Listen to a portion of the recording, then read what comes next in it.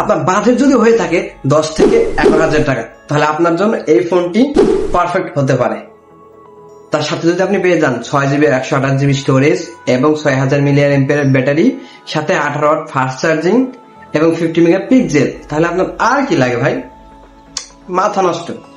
ভিডিওটি সম্পূর্ণ দেখলে বুঝতে পারবেন যে এই ফোনটি কাদের জন্য পারচেস করলে ভালো হবে এবং কাদের জন্য পারচেস করলে ভালো হবে না। তো ভিডিও সম্পূর্ণ দেখবেন। তবে যাই হোক, কিন্তু এই ফোনটি আপনি পারচেস করবেন, ফোনটির ব্র্যান্ডের নামটা আমি বলে রাখি, স্যামফনি ইনোভা 14 সিরিজ নিয়ে। ভাই অনেকদিন পর আমি স্যামফনি ফোন নিয়ে রিভিউ নিয়ে আসলাম আপনাদের সামনে, এবং লো বাজেটের, এবং এই ফোনটি কারা পারচেস করলে পারফেক্ট হবে সম্পূর্ণ বিস্তারিত এই ভিডিওটি আপনারা সম্পূর্ণ পেয়ে যাবেন। তো ভিডিওটি সম্পূর্ণ দেখলে বুঝতে পারবেন। তবে এটা শুরুতে এটার মডেল এবং থিকনেস নিয়ে আসা যাক। এখানে থিকনেসটা হলো আপনার 9 মিলিমিটার, এটা হচ্ছে বডি থিকনেস। এবং আপনার নিচে কিন্তু দেখতে পাচ্ছেন এটা 3.5mm হেডফোন জ্যাকটাও পেয়ে যাচ্ছেন, টাইপ সি পোর্ট এবং স্পিকার। এবং হ্যাঁ, এটাতে কিন্তু আপনারা 2টা সিম এবং মেমোরি কার্ড স্লট ব্যবহার করতে পারবেন, এবং এটার সাথে আপনি 512GB পর্যন্ত মেমোরি সাপোর্টেড আপনারা ইউজ করতে পারবেন।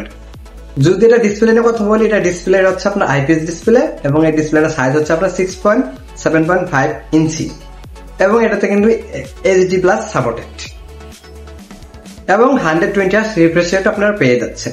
তবে হ্যাঁ, 120Hz রিফ্রেশ রেট হলে যেটা আপনার প্রপারলি কাজ করবে এমনটা না, এটা আপনার 90Hz থেকে যায়, এবং কিছু কিছু অ্যাপসে আপনার 120Hz রিফ্রেশ রেট দেয়।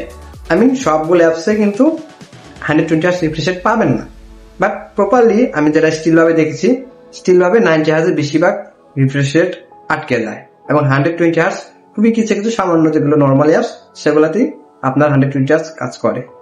আর হ্যাঁ, এমনকি এটা ডিসপ্লেতে কিন্তু আপনার 10 ফিঙ্গার সাপোর্টেড আছে, মানে আপনার 10 ফিঙ্গার, অনেক কাস্টমার অনেক ধুমধার একটা টাইপিং করে, সেই লেভেলের টাইপিং করে, তাদের জন্য ফোনটা ফাস্টেবল হতে পারে। মানে আমি সাজেস্ট করবো তাদের জন্য যারা বেশি ফাস্টেবল টাইপিং করে এবং 10 ফিঙ্গার দেয়, ফ্রুট যারা ফ্রুট ফাইটিং গেম খেলেন তাদের জন্য ফোনটা পারফেক্ট।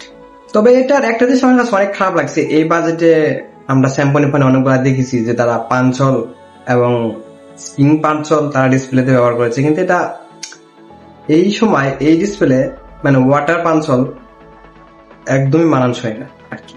আমার কাছে এটা একদমই ভালো লাগেনি। তারা যদি এটা পাঞ্চল কাটা বা এটা সাইড পাঞ্চল করতো তাহলে আমার কাছে অনেকটা বেটার লাগতো। এবং এটা ডিসপ্লে যদি আপনি সাইজ বেজেলটা দেখেন, এবং আপনি ভালো করে লক্ষ্য করে দেখতে পারবেন যে এটা নিচের সাইজ ডিসপ্লে যে বেজেলটা আছে অনেকটা মোটা আর কি।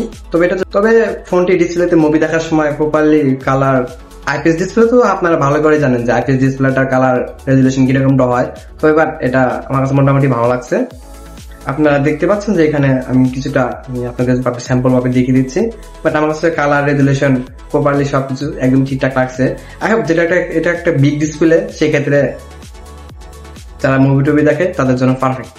যদি এটা ক্যামেরা নিয়ে কথা বলি, এটা হচ্ছে আপনার ট্রিপল ক্যামেরা, বাট কাজের ক্যামেরা একটাই, সেটা হচ্ছে 50 মেগাপিক্সেল, এবং সেটার লেন্স ব্যবহার করা হয়েছে সনি IMX, আর বাকি দুটো জাস্ট 0.8 মেগা। আমি জানি না এটা কি জন্য তারা দিয়েছে, আই ডোন্ট নো, আমি জানি না।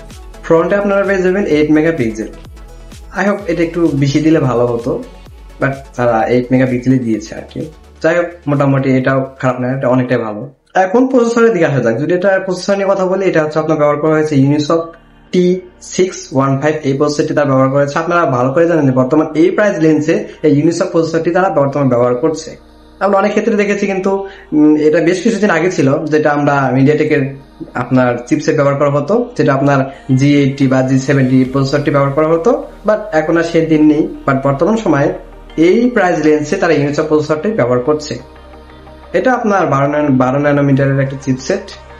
আই হোপ এটাতে কিন্তু আমি ভাই ফার্স্টে বলি নাই, বাট আমি এখন বলতেছি এটা কিন্তু জাস্ট গেমারদের জন্য না, একেবারে গেমারদের জন্য না। যারা টুকটাক নর্মালি গেম টেম খেলেন তাদের জন্য এটা পারফেক্ট, বাট যারা ফ্রি ফায়ার, কল ডাটি বা হাই কোনো গ্রাফিক্সের গেম ইউজার তাদের জন্য ফোনটা একেবারেই না।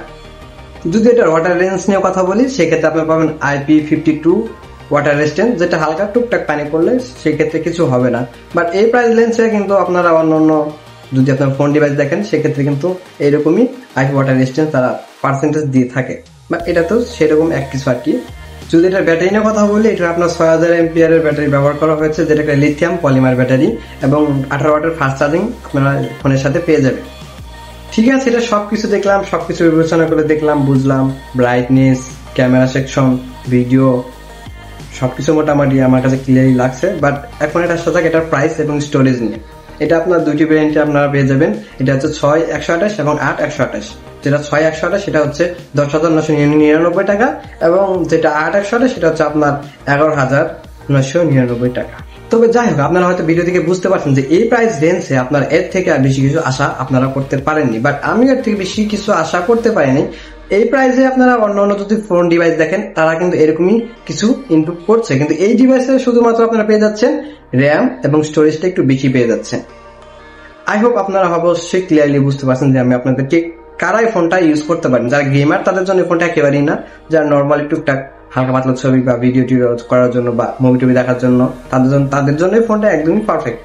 সো যাই হোক, ভিডিওটি কেমন লাগলো অবশ্যই আপনাদের কমেন্ট বক্সে মতামত জানাবেন, এবং এই স্যামসং ইউজার বা স্যামসং কারা বা যারা লো বাজেটে পছন্দ ফোন কিনতে চান তারা অবশ্যই কমেন্ট বক্সে জানাবেন, এবং কি ফোনের রিভিউ আপনারা পেতে চান এবং কোন বাজেটের রেঞ্জের মধ্যে আপনারা রিভিউ পেতে চান এবং কোন ডিভাইস এবং কোন কোম্পানি সেটা অবশ্যই কমেন্ট বক্সে জানাবেন। ভিডিও ভালো লাগলে লাইক করবেন। দেখা হবে নেক্সট কোনো ভিডিওতে। ততক্ষণে ভালো থাকবেন, সুস্থ থাকবেন। দেখা হবে আবার নতুন কোনো ভিডিওতে।